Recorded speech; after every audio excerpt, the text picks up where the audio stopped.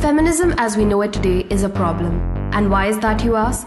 Well, let me explain. Feminism is a loaded term that means different things to different people.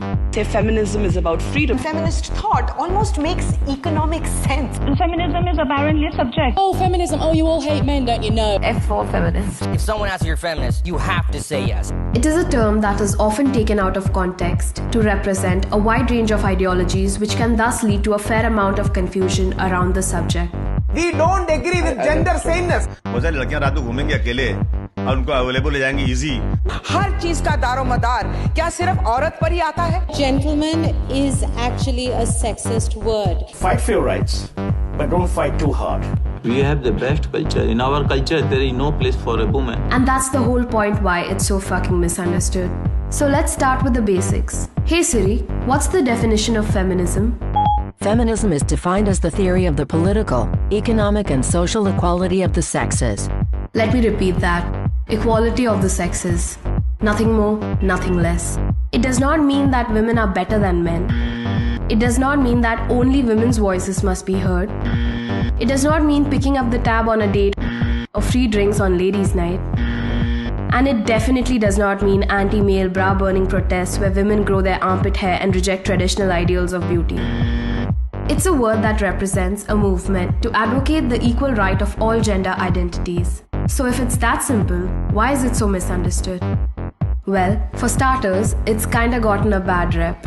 We often get stuck in semantics. For me, feminism as a word is far more controversial than feminism as a movement ever has been.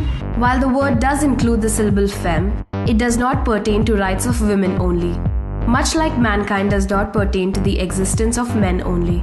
Over the years, the word feminism, and more so the movement it represents, has come to mean a lot of things. Spanning 120 years, the feminist movement in the West has evolved from acquiring the right to vote to challenging traditional gender roles, and more recently, it has expanded to cover financial, political, and social inequalities at large. In India, however, the meaning of the movement gets further complicated due to the vast diversities within the country. It's not just feminism that has an added layer of complexity, but the condition of women in India, which has this added dimension of complexity, because it gets compounded by the issue of caste, by the way in which classes and castes are very clearly distinct.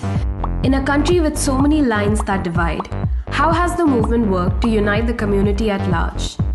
Tragically enough, the one factor that cuts across all of these boundaries is violence. Major cases like Tarvinder Kaur's dowry-related murder in 1979, Roop Kanwar's Sati-related death in 1987, and more recently the Nirbhaya gang rape in 2012 shook the public from their usual apathy and triggered outrage across the spectrum to fight for women's rights and liberties.